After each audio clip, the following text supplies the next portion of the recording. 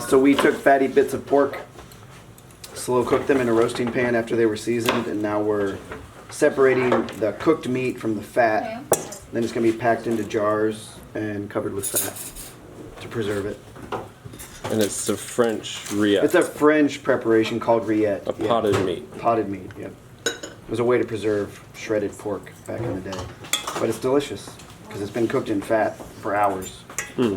Making cinnamon rolls for the snow day. Pork free. Slice up some prosciutto and make cinnamon prosciutto rolls. Take out chunks of meat. Or anything that you would want to put in your head cheese. Some people are very adventurous, so they'll put in skin and cartilage, the snout. Usually when we do it anymore, it's just meat. And people they'll say, well, what should we put in? And we tell them, if you're not willing to put it in your mouth right now, then don't put it in the head cheese. And that's different for different people. Yeah. Art's like, so everything is game. Yeah. We've had some that have ear and skin and stuff. The heads are going to have most of that meat. I'm impressed with how much. Okay. You just want to really pack it in with as little air pockets as possible.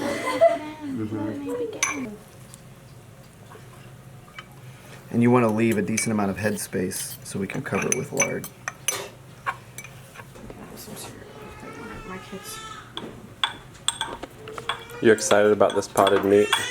I'm very excited. I was just telling Brianna, I think that as soon as I move to a new property, I'm going to plant green apple trees because I envision a picnic with a crusty loaf of sourdough, this meat, well, not these jars, jars in the future, and green apple slices on top. I love it. So I need to grow apples now. Have you ever heard of this before? No, I mean I've heard of potted meat, but not this. I can't wait. I haven't known details about it. I really look forward to making this for our family. And this is what the meat we use for this is the meat that would have been used for just like ground or sausage. Exactly. And so now we get to experience this really awesome thing. So what this is it's meat that was cubed. It was meat and fat. It was like scrap that was cubed, put in a roaster overnight with a bunch of salt and herbs. And then this morning we took the chunks of fat out, Which we'll render, we won't waste. yes, those will be rendered, and then there'll be cracklings from that. And then the meat was shredded, and the fat was strained. And then you stuff these jars tight with the meat, cover it with the lard, and when the lard hardens, it creates an environment where the bacteria can't grow. I do recommend you still keep this in the fridge, but if you had like a really good cellar that you knew held a good cool temperature, you could keep them in your cellar. We're just weighing out the different cured cuts that we're going to be doing, like the bacons and the hocks and stuff like that, so that later on when we get to the curing process, we can accurately like do the recipe by the weight. So. Kern's like, yeah. Can I move this? Yes, yes. The reason we weigh them in grams is because we do percentages by weight. Percentages are way easier to do when you do it with grams rather than pounds and ounces or teaspoons and all that sort of stuff, or graham crackers.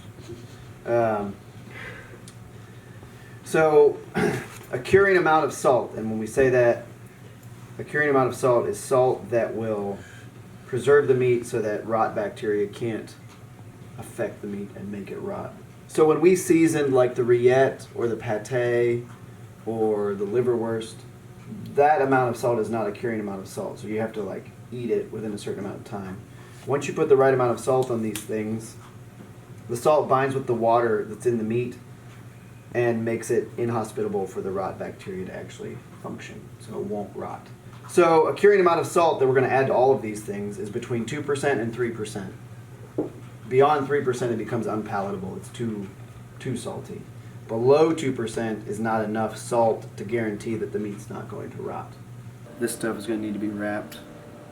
These are a lot harder to wrap when they're uncured at this point. They're much easier to wrap after. They've been cured. Yeah, they're a little more solid. What else can you wrap a capicola in? A beef bung. You can buy beef bungs. You can buy things called collagen sheets. It's just like sheets of collagen. It's like Essentially what this is. it's like really thin paper. It looks similar to this. You know?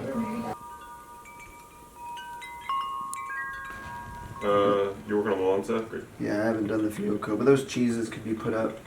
The ones that are there in front of Ben.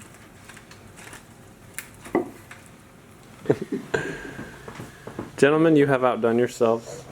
Oh, thanks. It's beautiful. You should eat everything first. Yeah, and then say, we'll give, when everybody's in the room, we'll give a little bit of a speech so everybody knows what is what and why. One of the fun things is a lot of what's on the board right now that we're about to enjoy are things that you participated in the curing of earlier today. So this is kind of the Julia Child's, 2 years from now you open the oven and pull out the finished product. Very cool. So. Yeah, it's tricky when we tell someone to make like a capicola, but they've never had one. It's nice to have one that's already been produced that they can taste. So even though it's not the exact same meat that we cured today, it's very similar in form and recipe. We only brought 2 salamis, and they're kind of identifiable by their color and consistency. All the meat on these boards, with the exception of the liverwurst and the pate, is all raw. In other words, And the riyette. in the riyette, correct. Everything as it pertains to salami or anything else. That's why we want it so thinly sliced, because the heat didn't break anything down, so it would be difficult to chew if it were thick. But we've got the strogino and the finocchiona, and then you'll see anything that looks like this is going to be your lonza, and then there are 2 different kinds of a capicola. There's a hot capicola and a sweet capicola. This is called lonza. It's the loin. It's like what you would make pork chops out of. But you make it into this beautiful cured meat, and it's kind of spicy. This is basically my dream meal. Home-grown and home-cured charcuterie. What are we going to watch? We are going to watch Justin and Rebecca's new show, Rooted, all together. This is actually awesome. We are really, really excited, actually. It's been a long, busy day. Excuse And me. I've been wanting to sit down and watch this because Justin gave us access like 2 days ago. I've been wanting to sit down and watch it the whole time, but we've been traveling. Yeah. We've been nonstop in pigs. And so it's really nice to sit down. And be stuck in a snowstorm watching a movie together. We've had some technical difficulties of our own, and the roads were having technical difficulties when they did the... Here we go. Meaning the 4th generation to farm this land.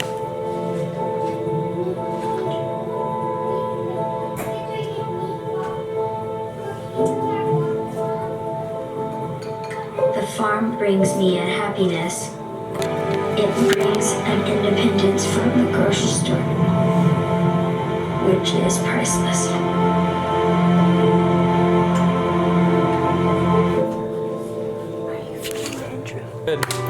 We gave you many thumbs up. I want to say one thing. Justin, you did it again. You're the best storyteller out there. Good job.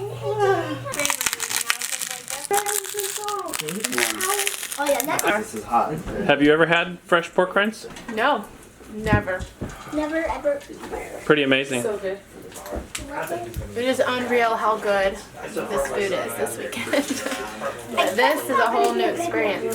This isn't brunch, this is crunch. You know, pork rinds should really be considered a delicacy because you can only do it when you've butchered the pig. Well, it's great.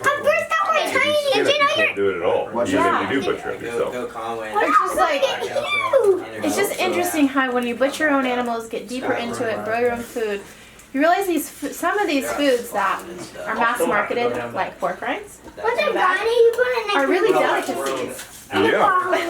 They're like really special. They're like the thing that you would remember. Oh, every November when we butcher with Grandpa, we'd have fresh pork rinds, you There's know? a child on the counter watching it in the oil. Yeah. You're not gonna forget that. Yeah. So instead it's like, oh, go to the gas station and grab some pork rinds. Which there's nothing wrong with that. But, How often do we say that? well, we don't ever eat pork rinds, but a lot of people eat pork Honey? rinds. The kids are so excited. We have to do this with our kids. I love how he said that this would typically be, this thing that's actually this amazing delicacy would actually be the waste in a lot of butchering. So it has been in ours every time, and I feel quite corrected now to turn the skin into something incredible. That one curled all up. I remember what we did to get it to this state. Yes. You took the fat off, you scraped more of it off, you boiled it for 2 hours. You dehydrated it so it was crisp, not busy at all. I won't. I'll Yeah. stop doing it. And then now you If fry no it. one's eating them. That's right. Oh, wonderful. According to looks like records, Batman. Arkansas as a state has not been this cold since 1899. You're welcome. It was like -5 this morning, I think. Yeah, and in northwest Arkansas it was almost -20. That's insane. Arkansas River froze for the first time in like 3 How big that is! I've never seen a They live in North Gene, Carolina. which is a state park here. It's kind of up in the mountains, and the waterfalls froze, and there's people rappelling down, Have fun. yeah. like down the waterfalls, and they've got like their friend, you know, obviously being the delay right on Go ropes, eat it. and it's like that's impressive. That's amazing. If I wanted to be cold long, I mean, if I was gonna be cold for a long period of time, I would want to do something like that. But then, you know, my brain kicks in, and I'm like, I don't really want to be that cold that long. I need more seasoning. This is amazing. Yeah. Even just the fact that that turns into that is amazing. When you all do an event at your place, a butchering event, do you get all the way to pork rinds? Do you get through all of it? And how long are your normal classes you do? Our classes are usually 3 days. Okay. By the end of the 3rd day, depending on the crowd of people, we'll do pork rinds. The thing that limits us with the pork rinds is just the dehydrating stage. Okay. Alright. That's it, really. So it's just a matter of time whether you can fit. Yeah, I mean it's fit it not, and in. it's not like we tell people these pork rinds aren't a lot of like active effort. You boil for 2 Time hours, to get there. and then you dehydrate for 12 hours, but you're not standing beside it that whole time. Yeah. You just have to wait for it to do its thing. Are those your main 2 courses that you're offering right now up there? Yeah, the 3-day whole hog workshop, which covers everything you went through this weekend. Then the charcuterie 2-day, we don't focus on like the killing or the slaughter of the animal. It's just butchery with the intent to cure Yeah. the meat.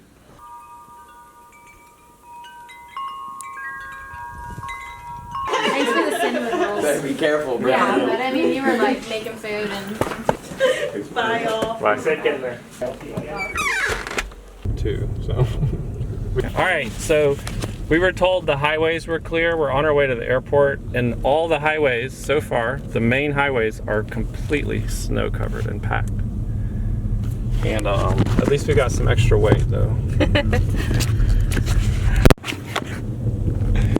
Thanks for contributing your weight, guys. Yes, we appreciate that. Should have eaten more before we left.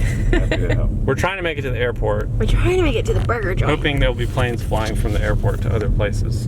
Yes. Like Ohio. Or North Carolina. Round up. The restaurant's closed. Okay, I'm gonna say vote gas, and then you research burger places while we cruise down the highway. That's fine. Okay. So y'all hear about our weather? That's gonna be another 10 inches. I know, that's hard, yeah. That's why we're trying to get out of Dodge, man.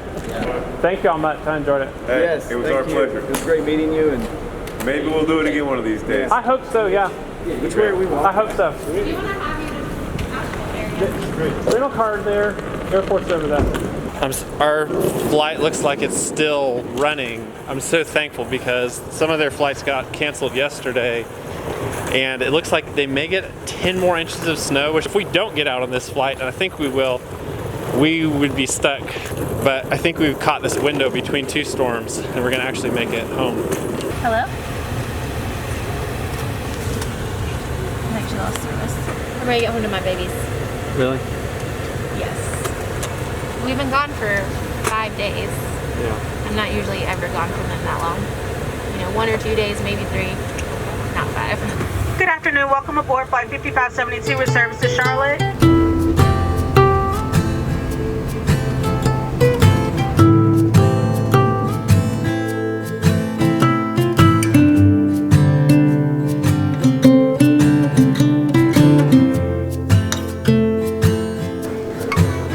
me about the temperature where we came from compared to the temperature here. -5 Fahrenheit. I don't know what that is in Celsius. So now it's like 40 degrees Fahrenheit outside. It's basically like being on a tropical island compared to Arkansas.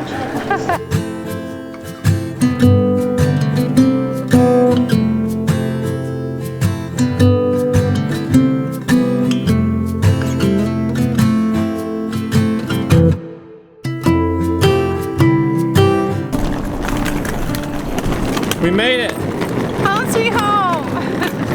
It feels so good. I cannot wait to see the kids. Even though they're all gonna be asleep, I'm still gonna go kiss every single